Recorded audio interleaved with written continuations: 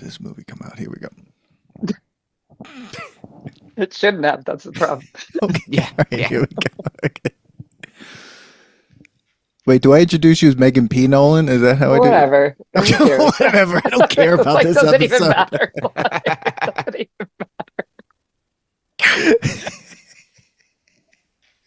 All right, here we go. matter. Like, is this person and why do they care about this movie? All right, I gotta do this. I Tom gotta do just this. sent me a somehow. text. He said, "Don't forget to talk about the pasties." This is the most. Okay, all right, here we go. Oh God, all this might stay in the front. On today's episode, we welcome back Meghan Nolan to put the 1989 American black comedy film starring Nicolas Cage, Vampire's Kiss, to the ultimate test, the nostalgia test. I've never misfiled anything.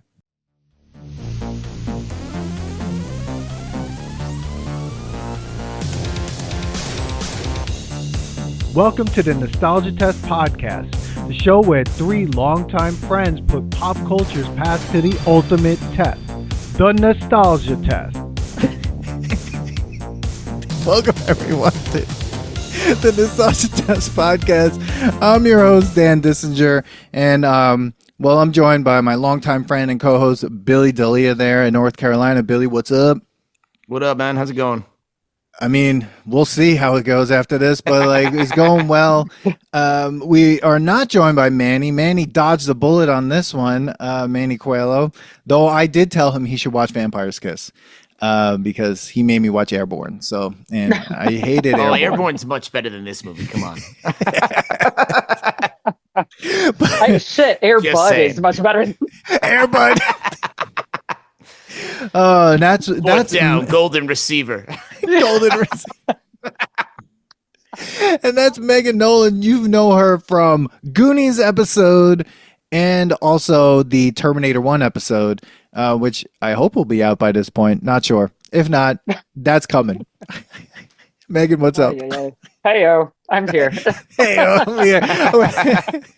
I was like, Megan got off easy with Goonies and with Terminator, and I'm like, we gotta get one. And well, this was a doozy. Vampire's Kiss, Nicolas Cage, Jennifer Beals, Maria Conchita Alonso, and a bunch of other people that whatever. But I mean, 1989. Moonstruck came out in 87. Raising Arizona came out, I think, in 86. And in 1989, Vampire's Kiss drops. And in that, and also 1983, Flashdance. So, I mean, there's a lot of good movies that came out before this, and then everyone picked to be in this film. I don't understand. But Vampire's Kiss, did you guys see this ever? This is the first time. No, I thought I've seen almost every Nick Cage film. And I had to look it up because I was like, oh, which one is this? Mm-hmm. And I could tell by the reviews that it was not one that I had seen. Yeah. I'll leave it at that for now. So this, I love the description on Wikipedia. It's like, the film later developed a cult following largely due to Cage's scorched earth acting, which has become a source of many internet memes. Okay. Yeah. Okay. Yeah, that one scene. I didn't know this was the movie it came from. It explains a lot. Sure. Yeah, exactly. So, I mean, if you don't know what this movie is, first of all, I don't know I'm not sure yet if I should tell people to watch this, though I am, just because. Wait, did you hear the trailer? Did you watch the 1989 trailer for this? No. Oh, perhaps you should have. What Because happened? it's like one of those and what's his name? Peter Lowe? Peter Lowe, literary Peter Lowe agent. is living in a city where everybody has somebody, but he's lonely. That's what it is. It's like a romantic comedy. No, for reals. It's like You've Got Mail. That's how Classic they positioned 80s it. trailer with deep voice, man. No, that one guy who did all the trailers does it. Yep. And Wow. I was like, wait, that's the I watched the trailer after I watched the movie, and I was like, Wow. okay. So let's hear how you describe it. That's how he described it. They made it a romantic comedy. Oh my God. Oh man. I mean, this is one of those movies, but I mean, just a little about the plot, which I love it because I can't explain this. I wouldn't be able to explain what the plot of this film is because it's, No. out of hand. But Peter Lowe is a New York City-based literary agent and a narcissistic yuppie with little in his life but work, one-night stands, and frequent appointments with his therapist, Dr. Glazer. And then Peter brings home a woman named Jackie from a club. And then eventually he meets Jennifer Beals, who is a vampire? Question mark? No idea. And then he torments and assaults his secretary, Alva Restrepo, who is played by Maria Conchita Alonso. And she just is... Dude, he abuses her the entire he does. fucking movie. The whole time. Yeah. It's so uncomfortable. It's so uncomfortable. And she gets bait and switched all day long. He comes to the Bronx. He goes to we'll get into it. Oh my God, that whole thing. But and who, anyway, so Vampires Kiss, Nicolas Cage. So you guys, this is the first time you've seen it. Standout scenes for you? Before we get to the standout scenes, hold on. We got to start at the beginning. Go. There's no plot the very exposition beginning, to start. Yeah, but think about this. Like, Billy, it opens up with all those scenes of New York City. It's like all of these buildings, and it sets you up with the music and everything that you're getting into, like, noir, right? Mm-hmm. Like, it has, like, that noir feel. Mm-hmm. And so, like, if you're going to set up a film like that, you better meet that. Yeah. Like, that's a very specific aesthetic, right? Am I wrong? Oh, yeah. No, I agree completely. And it's even like where, Dan, you just read the description, like who he is. Like, you don't even get a sense of who he really is and that next thing you know is a fucking bat flying in his house while he's trying to hook up with this chick. Like, there's no like beginning of like I kept thinking in my head of comparing this movie to American Psycho because it's like similar, like that whole idea. But you have that whole scene in the beginning of American Psycho where he's like, I'm Patrick Bateman. I live in the American Gardens building. Like, there's no like, who is this guy? You just jump right in and like, it's just makes no sense right from the beginning. Apparently, I guess he watched this film for inspiration for Patrick Bateman. Like that was I'm not even joking. Like, wow. Nick He's Cage, like, this sucks. How can I do it well? But no, honestly, the whole time I was watching, that's what I was thinking. I was like, because like sense. You, Billy, I thought the same thing. I was like, American Psycho, but God, that was so much better. So much better. Yeah, so exactly. much better. It was so much better. I mean, the beginning of this movie is a bar with the most candles on the bar of all time. Because that was an 80s thing. Yeah, and then you hear him. He's fire hazard. He's talking to this woman, Jackie, which she dodged the bullet. Is that the woman he keeps blowing off? Yeah. And they're talking he runs about out of his apartment butt naked because the bat's in there. Like, well, yeah, and there's a weird kid in the hallway. What was that? Kid in the hallway. What is that? Like staring at him. Yeah, so the whole time they're like, drunk and hanging out, and then they're on the streets screaming. He's talking about the Fantastic Four. That's who he's talking about, the man who stretches, Fireball, Man of Bricks, oh God, all I these didn't things. Pick up on that. That's hilarious. Yeah. And what was that taxi scene though? Like, what is that? The taxi driver like just drive. What was that? Well, he like, pulls up. He wants to get a taxi. And then he goes, and then Nicolas Cage is like, no, we'll walk. Fuck this taxi. And the taxi's like, dude, go fuck yourself. Like, this is my job. Like, what was that? Like, and why?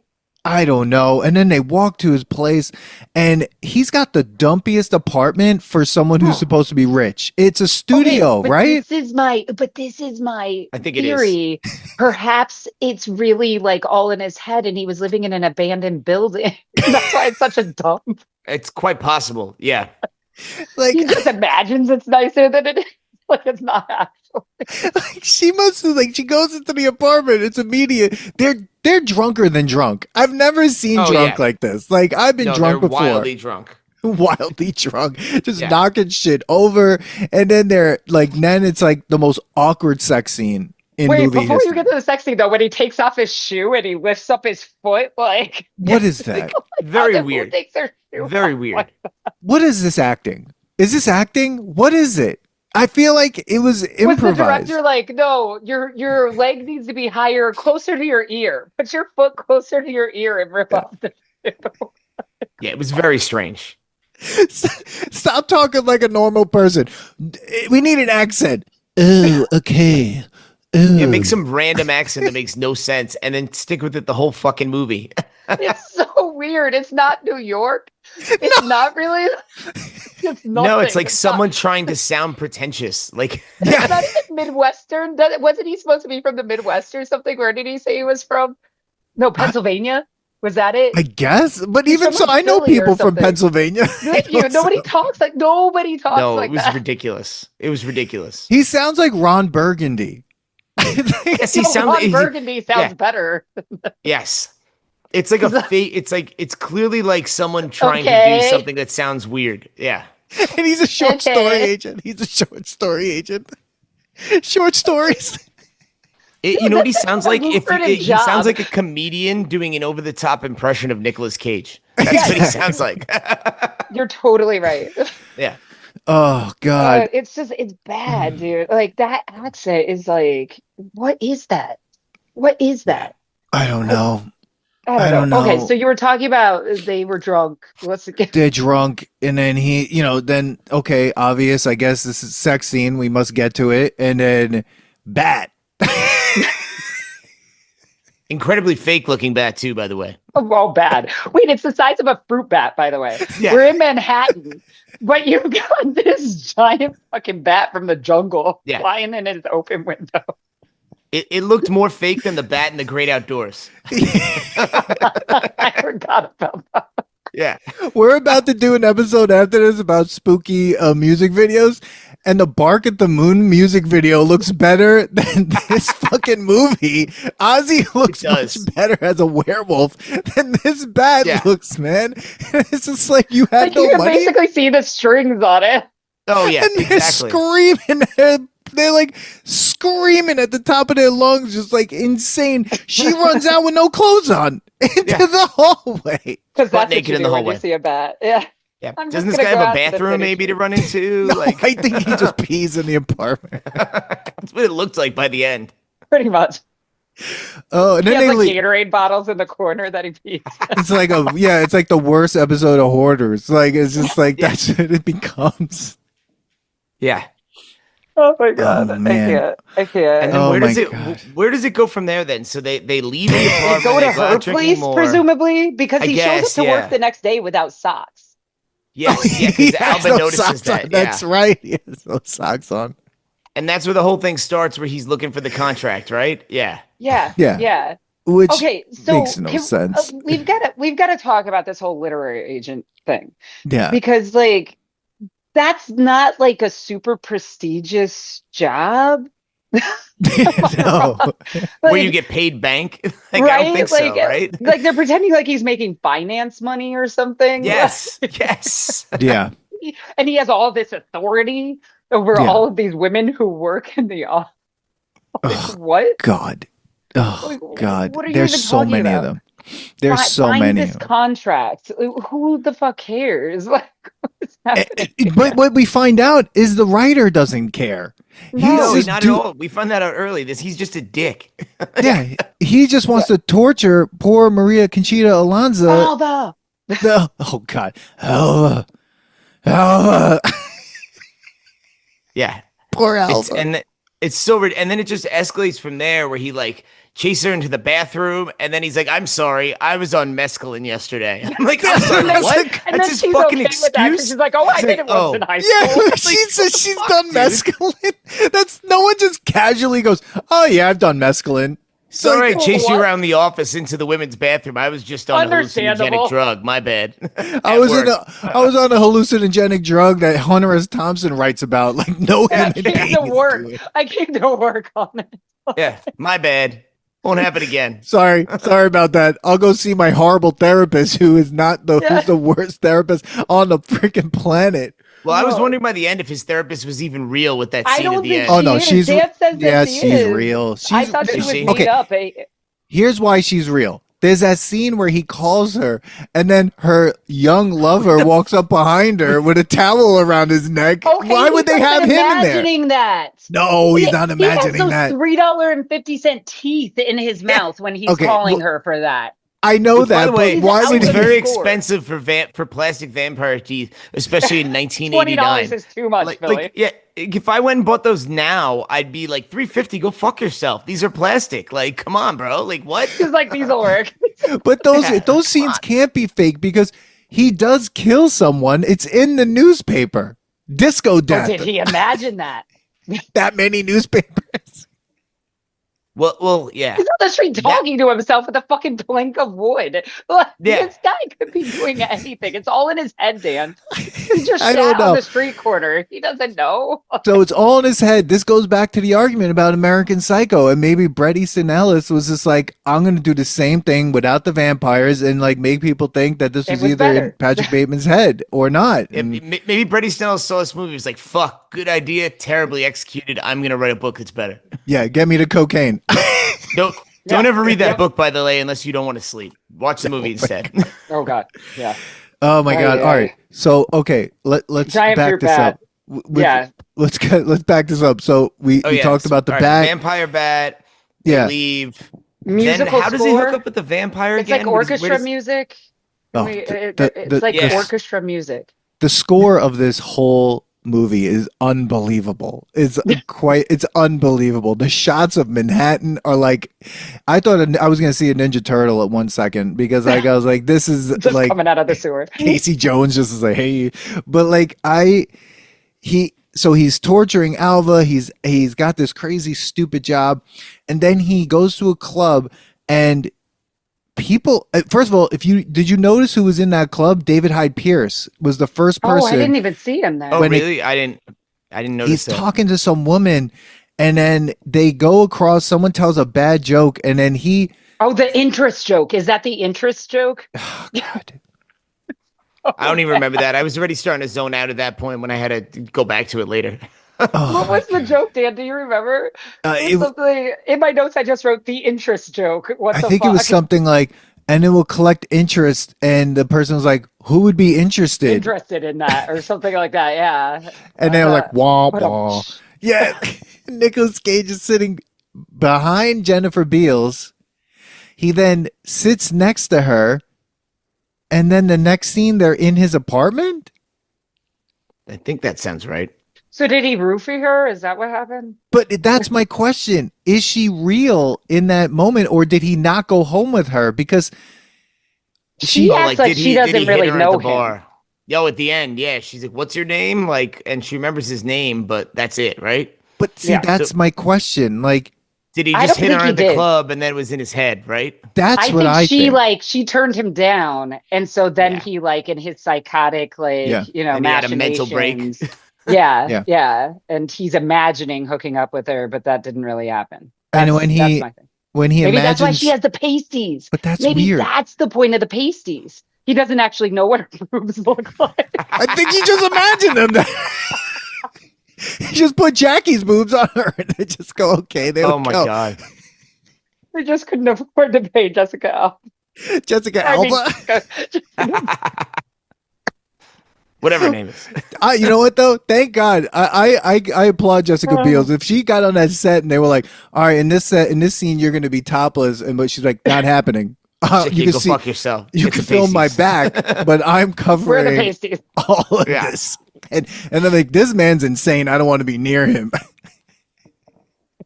That sex scene is so crazy.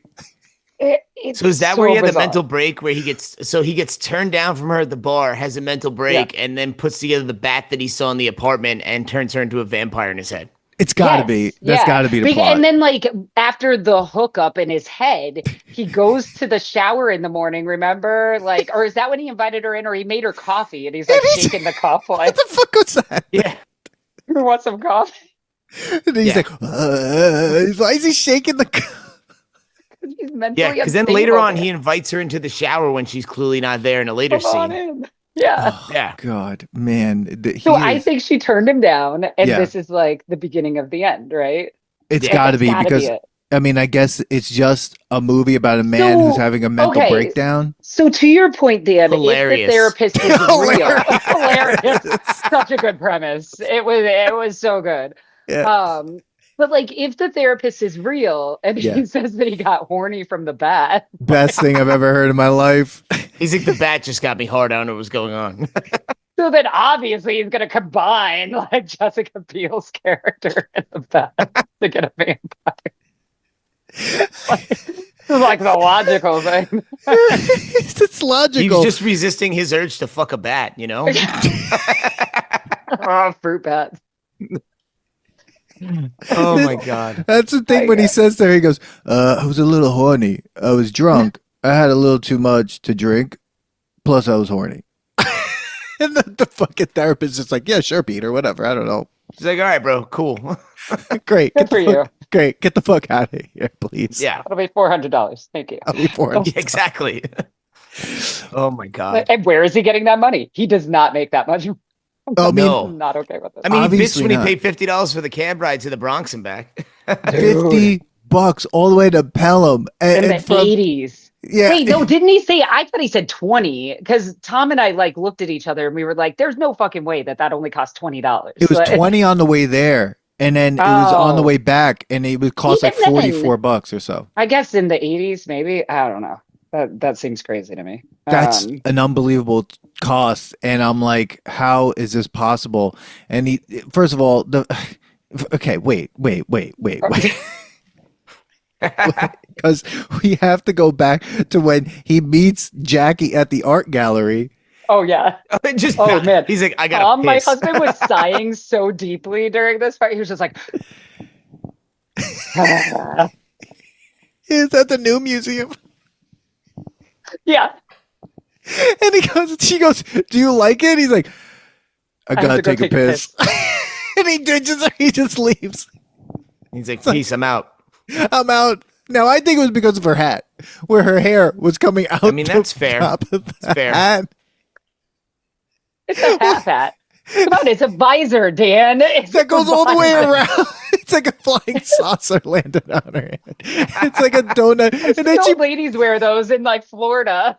She pulled it down when she was walking. She was like pissed off. She's like, "Wah."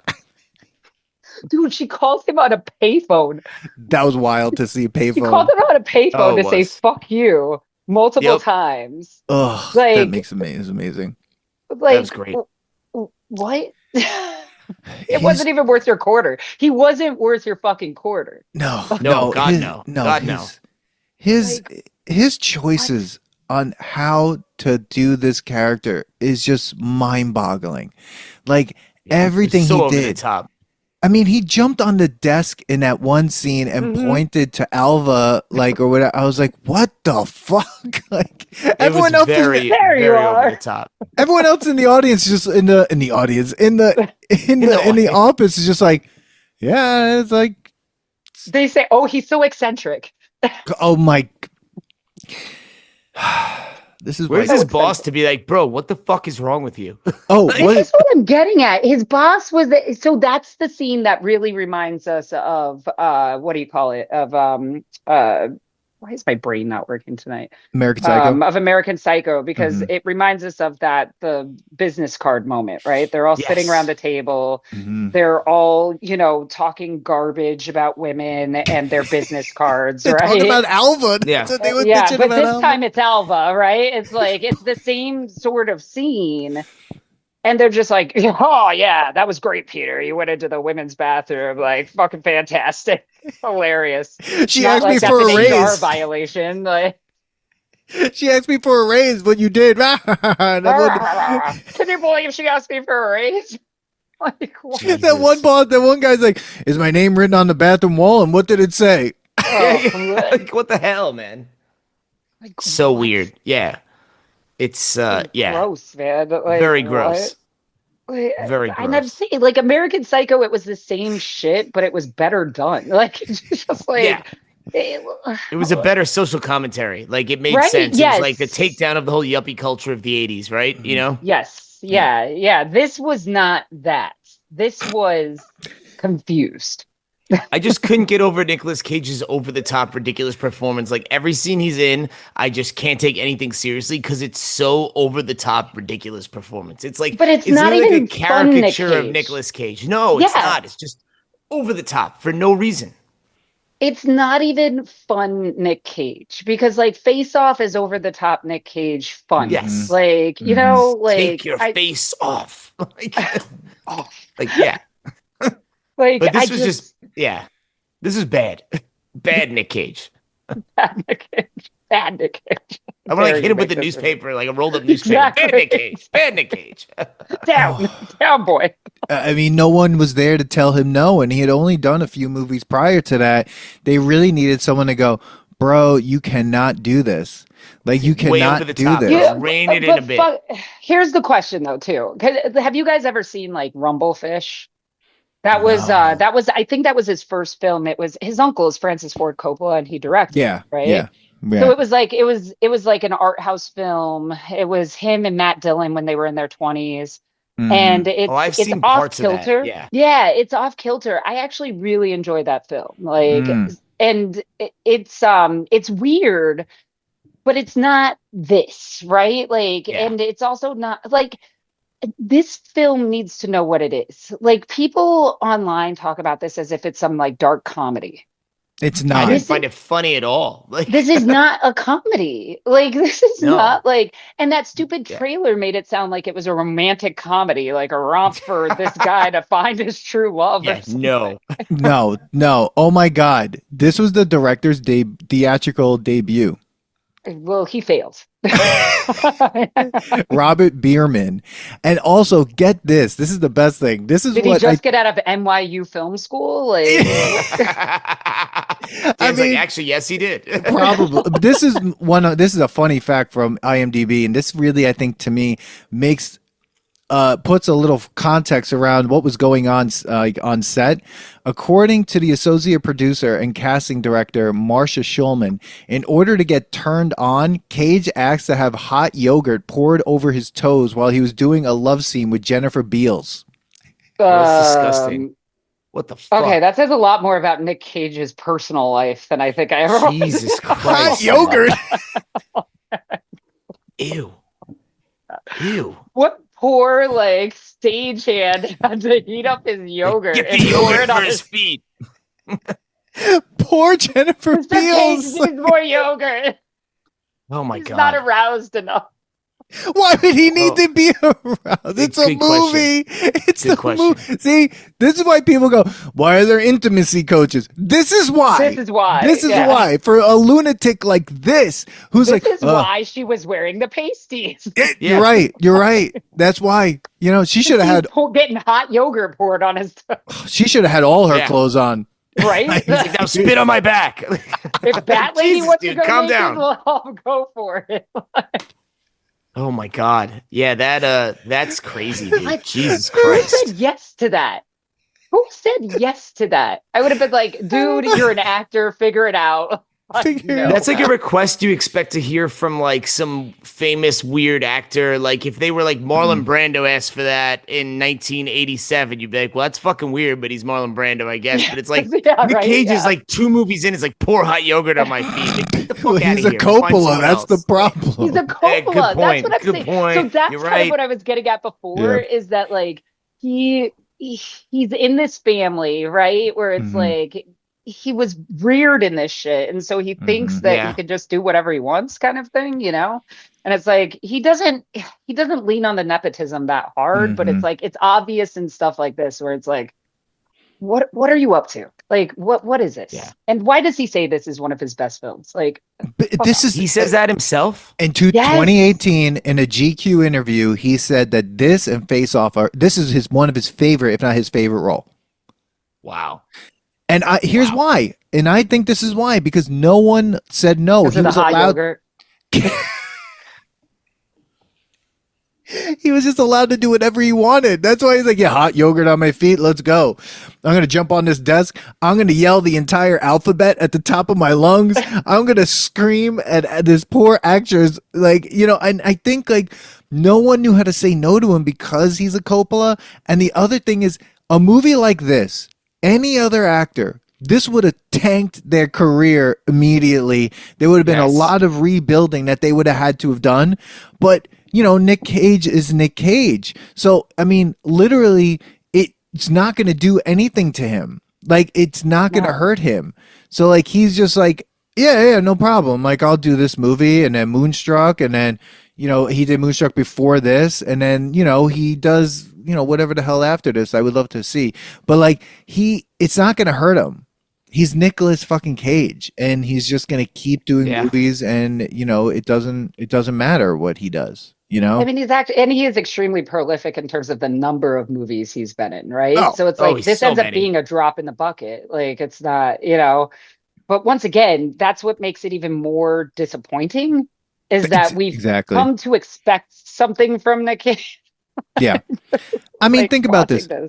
Before this, he's in, like, you know, he does a few cameos or whatever from Fast Times at Ridgemont High. He's uncredited in The Outsiders. He's in Valley Girl, Rumblefish, and then Racing with the Moon. He's in a lot of movies prior to this. Then he's in Peggy Sue Got Married in 1986, Raising Arizona, Moonstruck, Vampire's Kiss.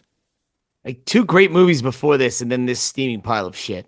And then Time to Kill, whatever that is, and then 1990. Time to Kill with not the one with no, it's some other one. Yes, they deserve to die, and I hope they burn in hell. Yeah, not that. But Wild at Heart. Then he does Wild at Heart in 1990. See, he always does a movie to kind of help him, and then he does a lot of maniac stuff, and then it's Honeymoon in Vegas or whatever, and then he does he does a lot of crazy things, and then it's just like Leaving Las Vegas in 95, The Rock, Con Air, Face Off, City of Angels, which that's probably, I don't know about that, Snake Eyes. Like, he actually hit Snake Eyes is terrible. It's a lot of movies that he's done. You're right, and I think it's just because no one could say no to him. They don't get that. Even if they try, they're going to be like, you know, whatever. But Vampire's Kiss should have tanked him, because it looked like it took Jennifer Beals a lot of time to, like, you know, recover from this one. Yeah, this as is rough. Should have. Yeah, and then it's like, then it just goes off the rails. Like, all right, he's crazy, whatever. And then it really turned for me where he, like, goes to Alva's house and brings her back to the office just to make her work late, and then chase her into the basement and rape her in a hallway. I'm like, what the fuck is this movie turning into? Like, and then tries to blow his head off with blanks, which I'm still pretty sure would still fuck you up if you took a gun with blanks and put it in your mouth. No, of course it would. Yeah. It would have destroyed him. But we have to back up and talk about Alva's house, right? Because like, that whole situation, how old is she? How old is she supposed to be? I couldn't tell, because before we went to her house, I'm like, oh, 30s? Probably got a little kid at home or something. Like, I thought we were going that route, and then it's like, no, she's not. She still lives with her family. So, and her mom treats her like she's 5. Like, I had trouble gauging how old she was. So, but she's an adult. She's like in her 20s or 30s or something. Probably. Right? And like, it's confusing that, like, her mom's treating her like that, and then, like, even though she's, like, going through this workplace harassment, it's like, oh, you got to go back. Like, what are you doing? What are you, lazy? Yeah. Like, get up. Get your ass in there. Let's go. I don't like my boss either. You got to go. Oh my God, that's horrible. And that's the thing. I mean, I think what you're looking at too, and what was supposed to probably come through there was a class thing that was going on, right? No, like, I get it. It's supposed to be like a culture war, like a cultural.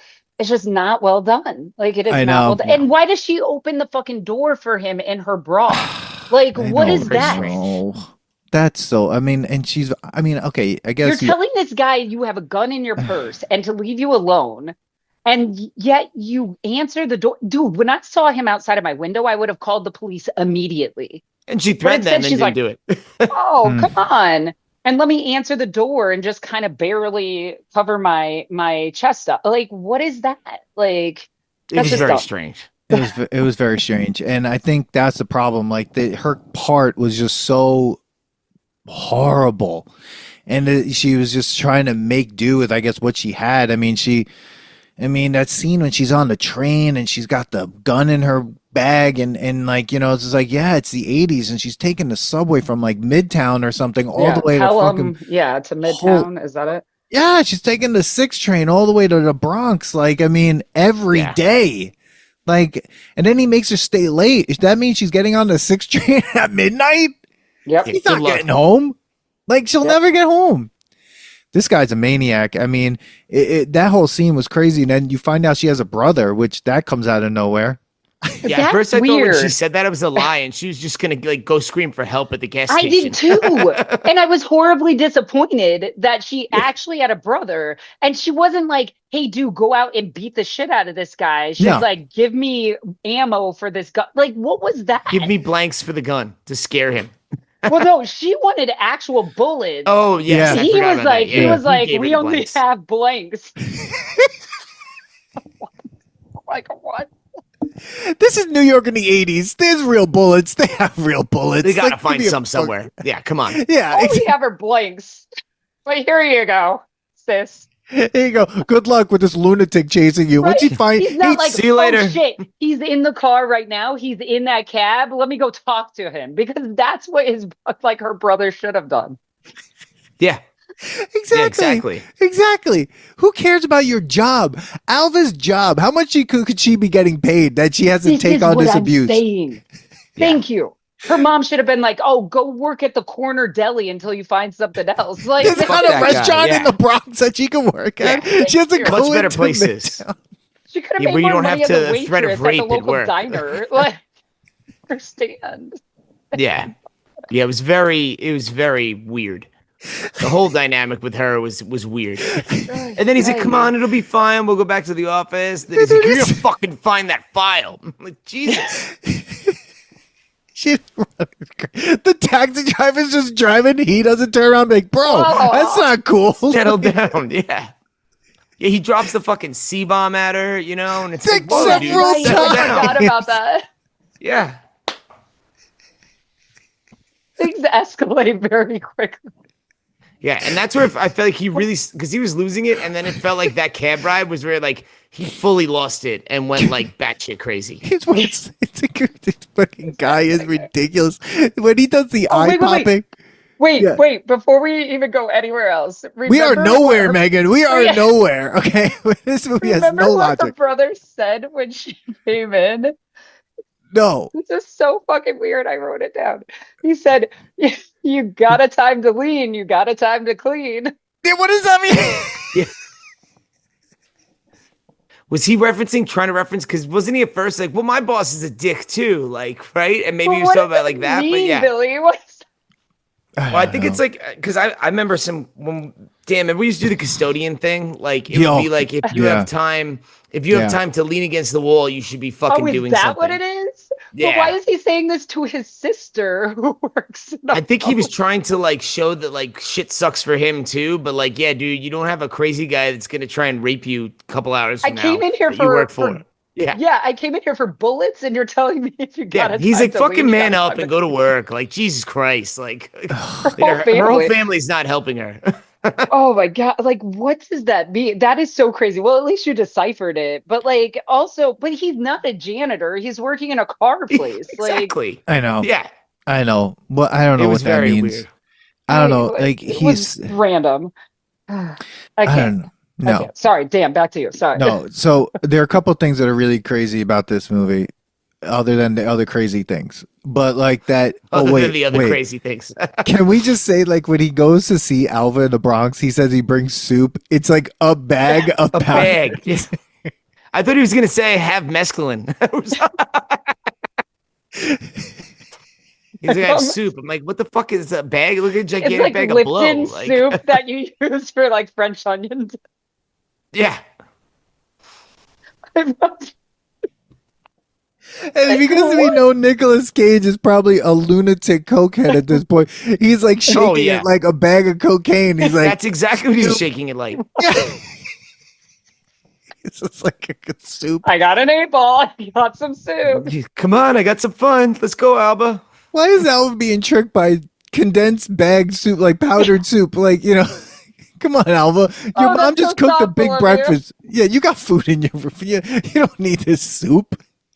Call the cops and get this guy off your doorstep. Oh, I'm so concerned. Yeah, that was ridiculous. Wait, and then you brought up the blanks too, when he's shooting himself at the blanks. He's like, bah. Also, by the way, there were definitely more than 6 shots. Oh yeah. And yes, and he was going boo hoo hoo boo. Yeah, that whole scene was ridiculous. Where like She's like, "Don't rape me," and he's like, "I'm going to," and I was like, "Oh, that's where we're going with this scene." It's like, why is this happening? Why is this God happening? damn, man! Like, this is ridiculous. So That's where, like, the movie was like, I was gonna say that's where it went off the rails, but this whole movie's off the rails. But that's where like it went to like next level off the rails. Where I'm like, all right, is this fucking thing over yet? Like, but see, that scene right there is why this cannot be a dark comedy. This is not like, this isn't fucking Death to Smoochie. That is not like, this is not. That's funny. A great movie. Yeah, like, that's a dark comedy. This is not funny. Like, that is not, you raping a woman, whether it's in your head or actually happening, is not funny. And like, I don't get how that's nostalgic. I don't get how that's like funny. Like, people online are like, oh, this is such a good comedy. This is not a comedy. There's not funny about this. I mean, I would say American Psycho is more of a comedy to this because it's like a social satire, right? You know? Yeah. Whereas this is just like, I don't know what the fuck this is. Like, I couldn't even put this in a genre. I have no idea what the fuck this movie is. And that's the problem. Noir? Is it comedy? Is it a love story? I don't think that the director and writer, anyone knew what was happening because, and that's why it totally drops the ball everywhere and that's why they're calling it a dark comedy. You know, a movie like another movie that's insane, like The Room, that they started calling a dark comedy as well because they didn't know what it was, but it was working as a dark, like being marketed as a dark comedy because they were like, oh, you know, it's people are laughing we don't know at how it. else to describe it. Yeah, like this is not so fucking bad. But this is not supposed to be a comedy. This is not funny. But because it's so bad and his acting is so off the rails that like we must market it as a dark comedy because it doesn't work any other way. I mean, he says many of Cage's acting choices were the result of quote unquote challenges he gave himself. For instance, in the scene where his character cries, he challenged himself to say the syllables boo-hoo during it in a way that still felt believable and conveyed a sincere emotion. Fuck off. That's not believable. Nobody when they're crying, no grown up fucking, not even my children when they cry go boo-hoo. Yeah. Like, what are you talking about? This movie seems serious? He's ridiculous. He's always serious. That's the thing about Nicolas Cage. I mean, the film was also non-union, and it was a non-union production. So while shooting the scene where Peter and Jackie leave the bar in the beginning and hail a cab, there are dozens of union workers harassing the cast and crew by blowing bullhorns and stuff. So that's actually funny. That's very New York. I like that. That's hilarious, bro. That's the best. That's the most New York thing about this film, actually. I'm gonna have to chalk this movie up to the fact that it was the 80s and there was a lot of cocaine with all aspects of the movie, from writing to directing to acting, which is why none of it makes sense. Speaking of which, how did you guys feel about the weird fucking mimes out in what the fuck was that? I was like, what the hell is going on here? That was so weird. That was one of the weirdest parts. Like spitting and slapping each other. That was very strange. See, once again, I feel like that was the writer's attempt at social commentary. Like, this smacks of a film made by a film student. I mean, it's like it's reaching for something and it just like falls so short. And like those mimes, that's what it's like so like icky. So, oh my God. So this is so great. You guys said like that was the most New York thing. I think this is going to be the most New York fact right here.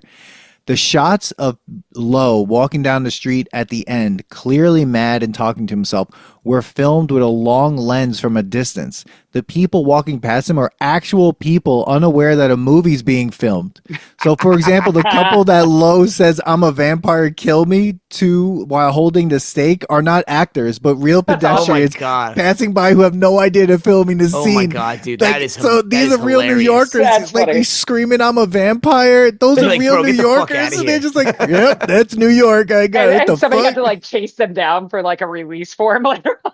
Oh my God. But they're running. This man's running around with a piece of wood That's dangerous. Like that's like dumb as fuck to like do something like that. Because if they came across the wrong New Yorker, they would have beaten the shit out of him. Dude, it was the 80s. Yeah. People are stupid. But that's another thing that a dumb film student would do. Like, this is fine. This is a great idea. Like, give him a piece of wood. He's fine. Yeah, like, that's bad. I mean, he also ate 3 roaches. There were 3 scenes, like 3 cuts of the real roach, like eating a real roach. And animal activists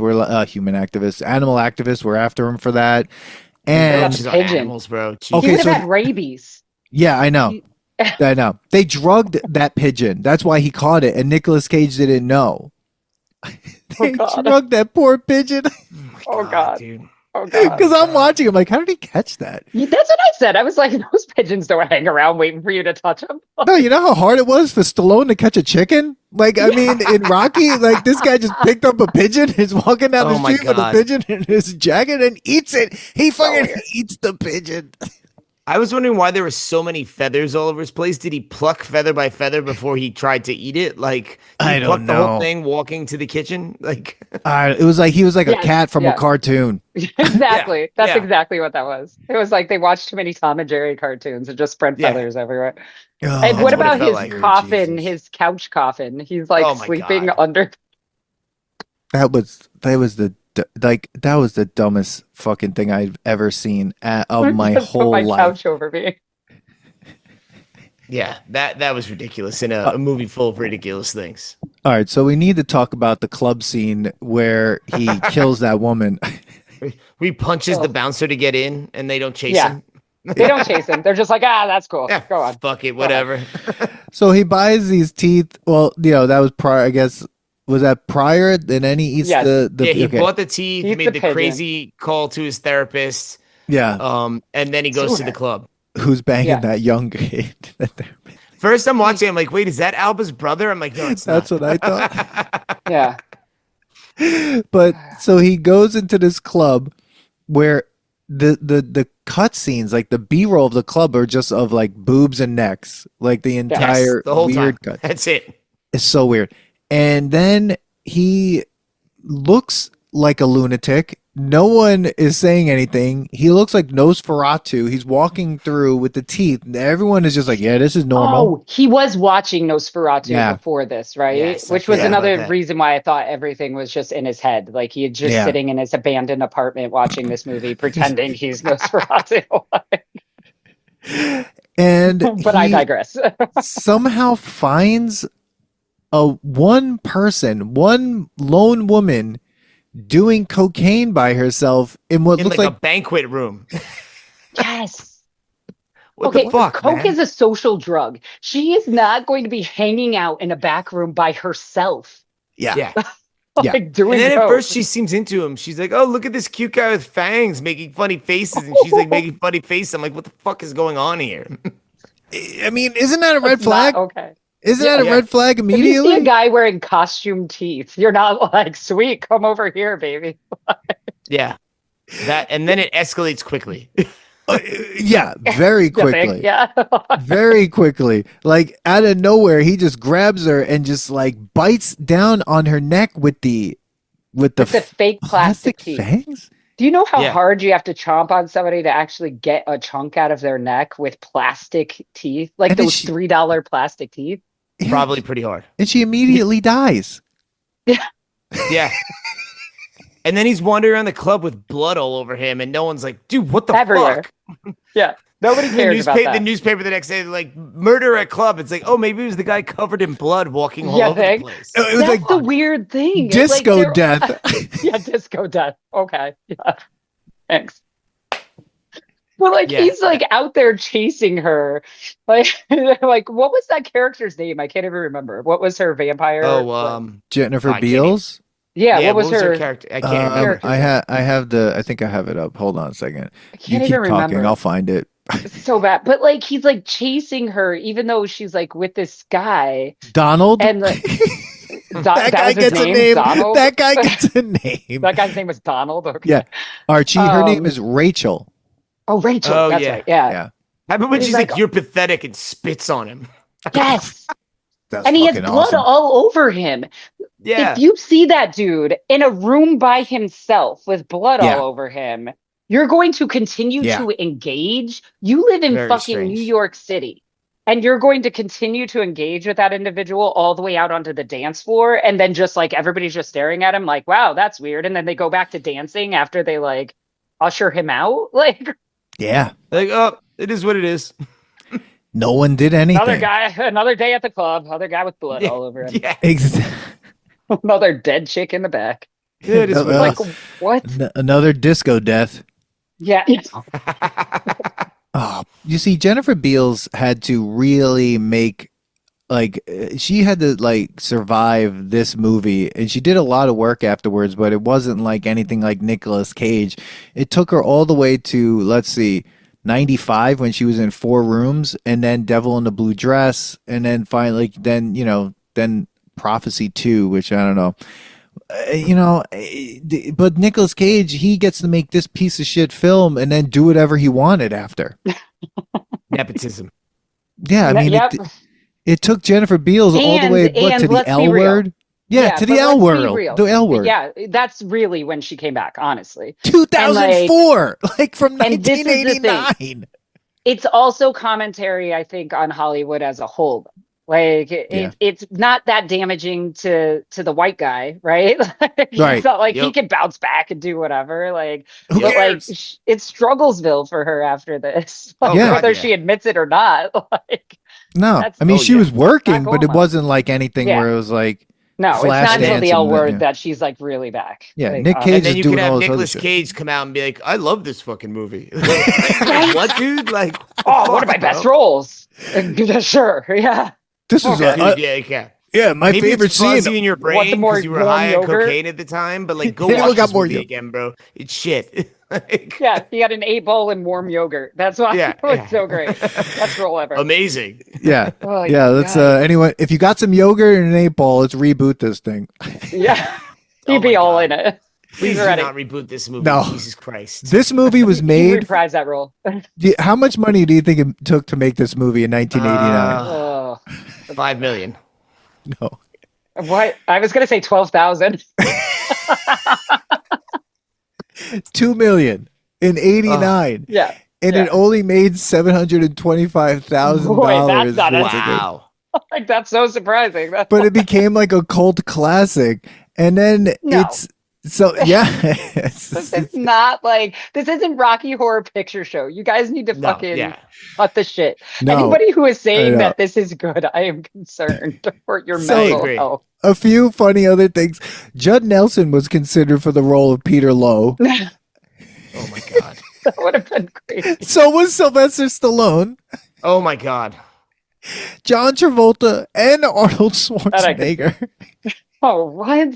So Stallone and Schwarzenegger were just like all over. Like they were, whatever role it was, they were like, just throw them in there. Yeah. Like that's basically we where need a big name because people will go see it. Yeah. Yeah. Can you imagine Stallone doing the monologue about filing? Like, I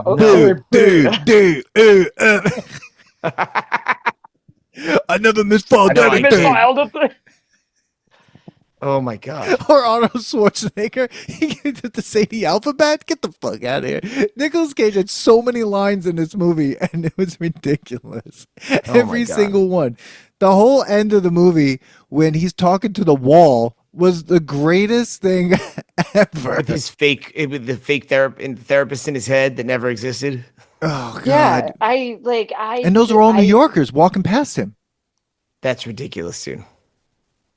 Just watching. Remember when Alva and her brother are driving to his apartment too, and like they're playing that ridiculous like chase music almost, but they're driving the speed limit. It's like the French Connection. But they're driving the speed limit. Oh my god! No lines. They're just sitting there like. And then like crossing the bridge. I'm so pissed that Alva didn't get to kill him though. Yeah, it should have been her.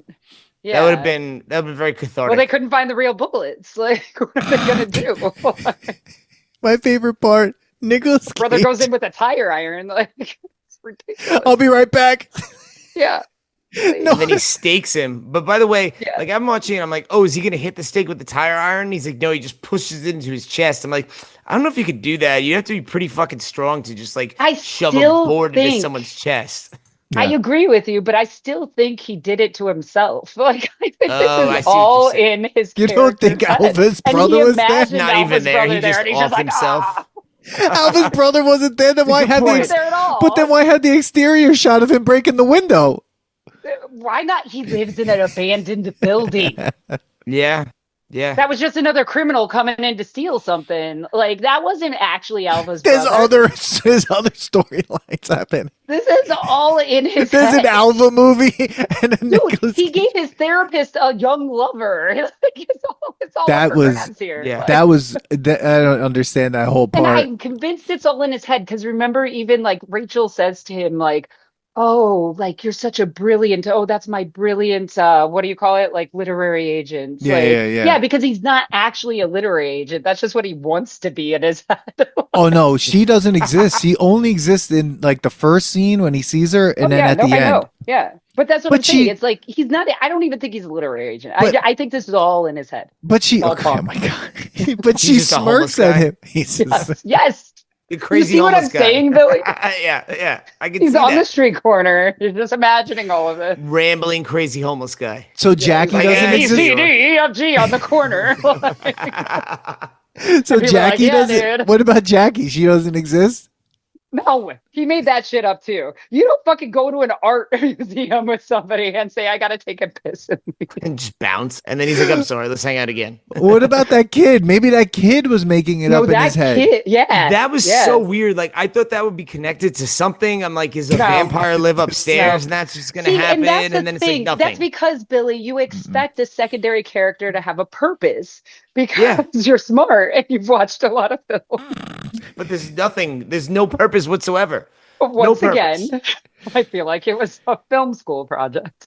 Yeah, no, you're right. Just throw in a kid. Just throw it in there. Fuck it.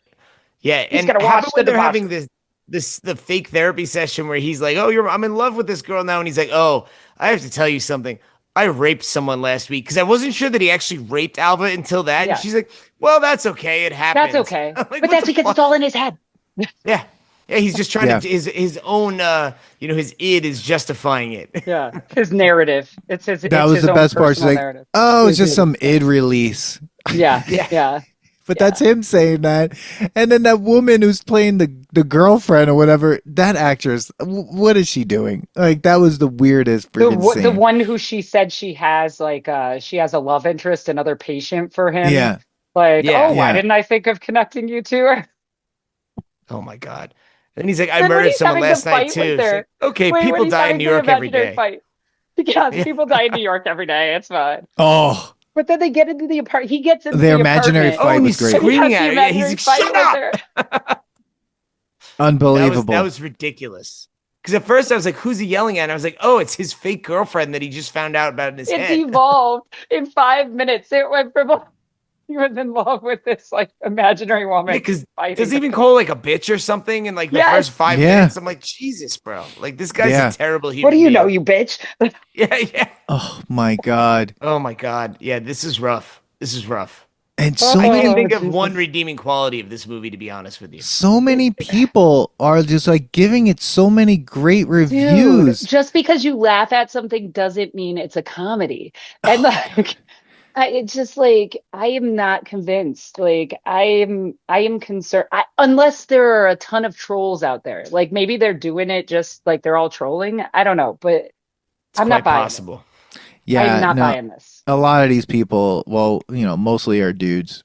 And so that makes sense. But thank God to the variety staff. Like, problem is that Cage's over the top performance generates little sympathy for the character. So it's tough to be interested in him as his personality disorder worsens. And it's just like, and that was in 2008. Like, I mean, thank God they gave it like a bad review because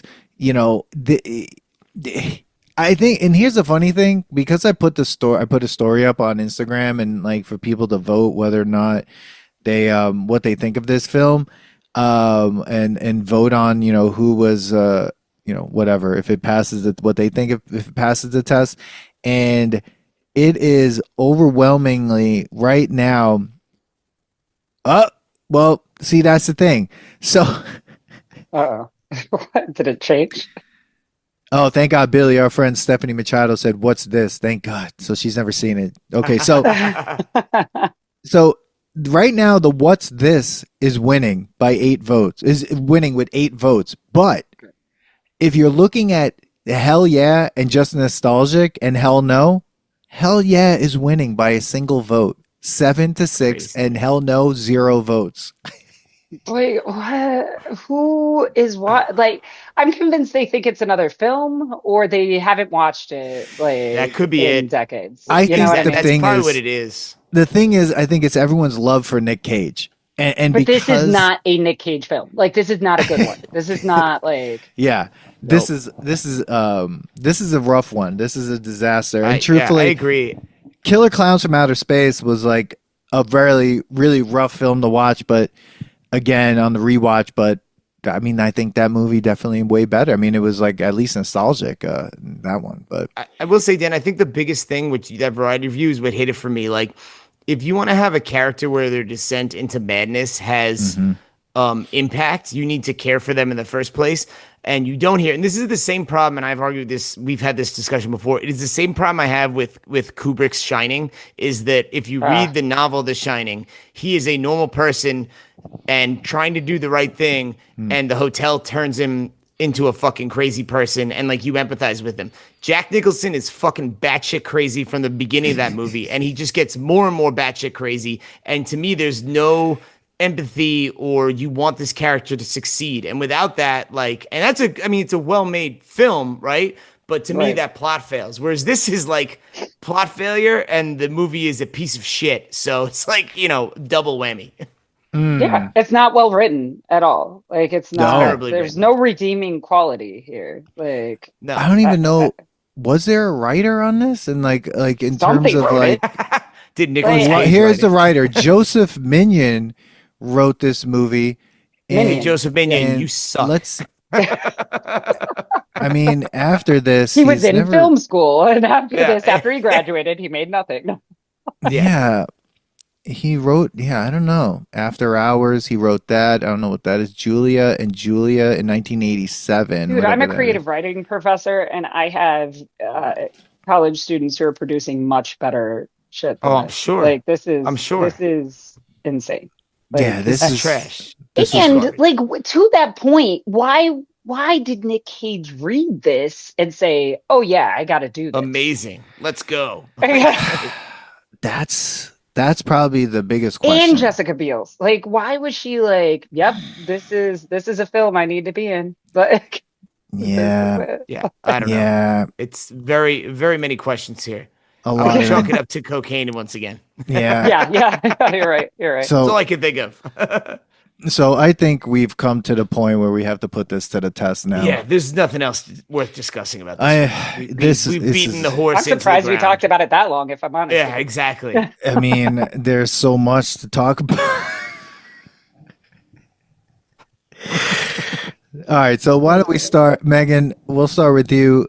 Okay, does Vampires Kiss pass the nostalgia test is still good, or was ever once good? Is it fail and just nostalgic, or was this a pop culture mistake? I was looking at this from the perspective of Nick Cage films, and I am convinced that anybody who says that they like this film, they just want to like it because of Nicolas Cage. I can't even like it for that reason.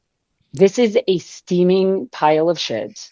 I hate everything about it. It is not nostalgic for me. You cannot be nostalgic, I'm going to say it again, about a movie that's about him raping somebody, and it's not a comedy. It's a film that doesn't even know what it is. It doesn't make me nostalgic about the 80s. It doesn't make me nostalgic about bats. It doesn't make me nostalgic about Nostalgic about vampires. bats. Nostalgic about anything. This is a hard fail. I never want to see this film again. I'm sad that I watched it. Yeah. Yep. Yep. Wow. Love it. Love it. That Couldn't have was, said it better. that was the Brave review. Wow. Two thumbs up. I am sad that I watched this.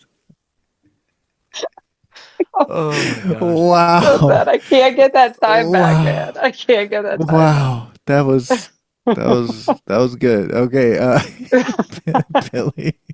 Billy. I mean, yeah, I'm gonna have to agree. Like we've watched some bad movies while doing this podcast, but this is now the rock bottom for me. This has supplanted Santa Claus the movie and Happy Gilmore 2. I would gladly sit through one of those movies again rather than watching this fucking movie. Like it literally, like I've not had trouble getting through an actual film that we had to watch this. I had trouble getting through this movie, and I'm with Megan. Like I wish I want that hour and 45 minutes of my life back, because this is just hot fucking garbage, and I don't understand how anyone can think this is good or even nostalgic. It's just hot trash.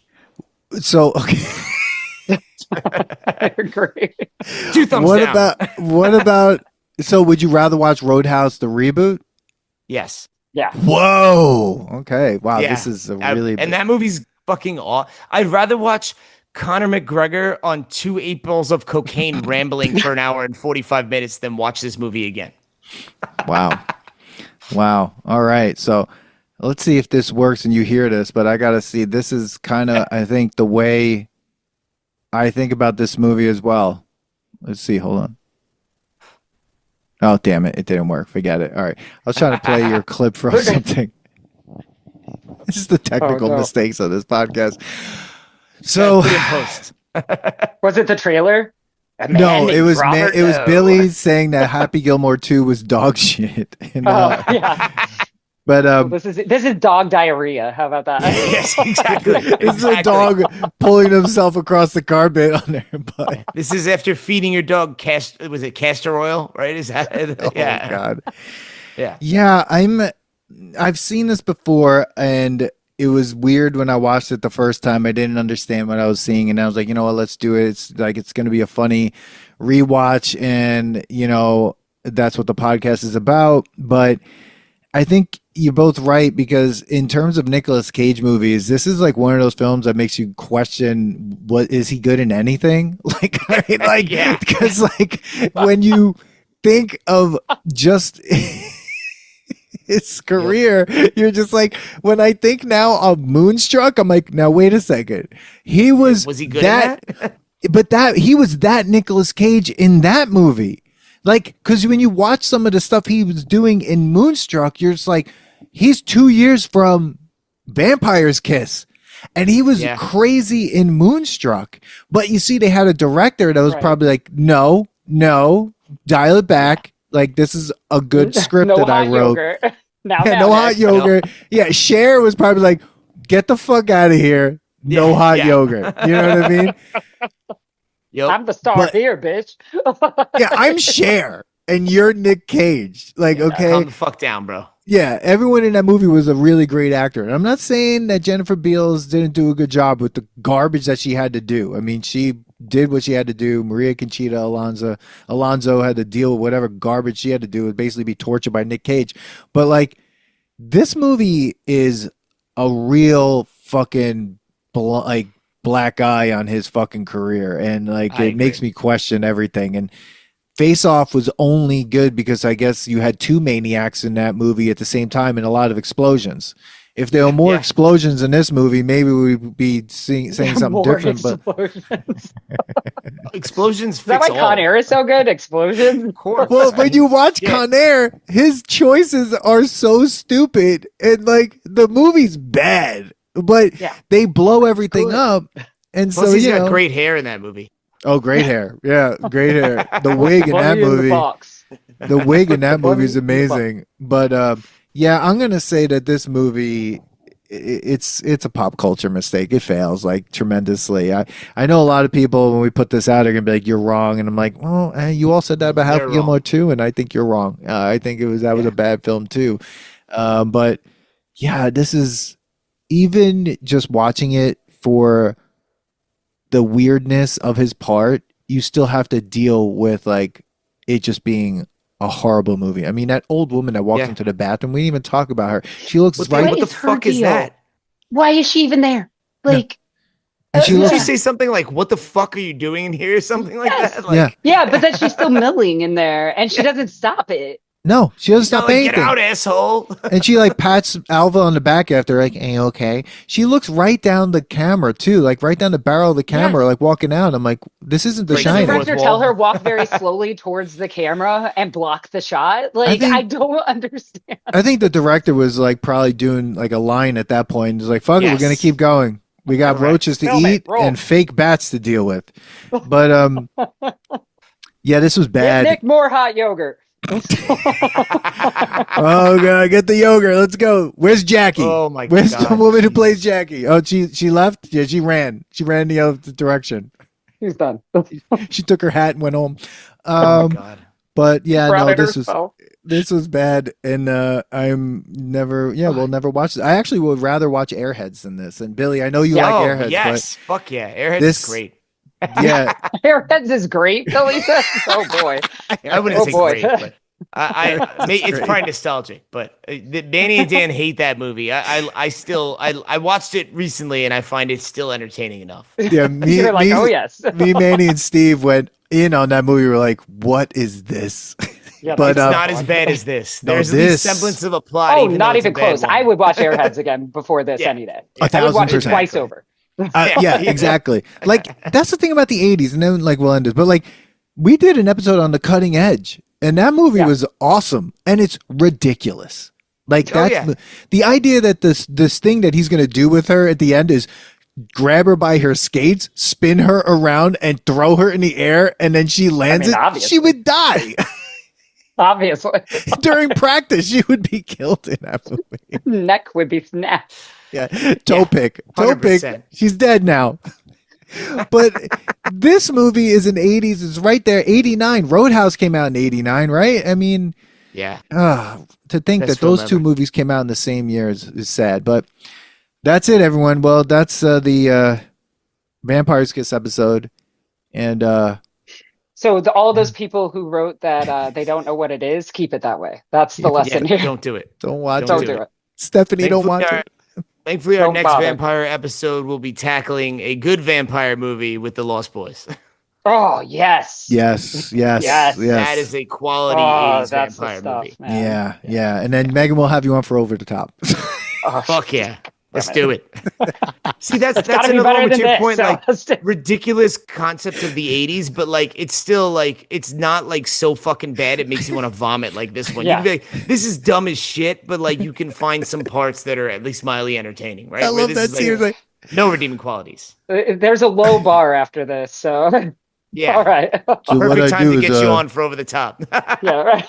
I turn my hat in the other direction, and it's like a switch. That goes like a switch, and then I become like, like a machine, like a truck. Oh god! All right, everyone. Love it. Thanks for listening. Riveting dialogue. See you on the next episode. Peace. Share this episode with your friends. Subscribe and follow the Nostalgia Test podcast on YouTube, Substack, Instagram, TikTok, and Blue Sky. Send us your episode ideas and comments, or book us for podcasts and events at thenostalgiatest@gmail.com. Come hang out with us next week, because you never know what pop culture will pop up on the Nostalgia Test.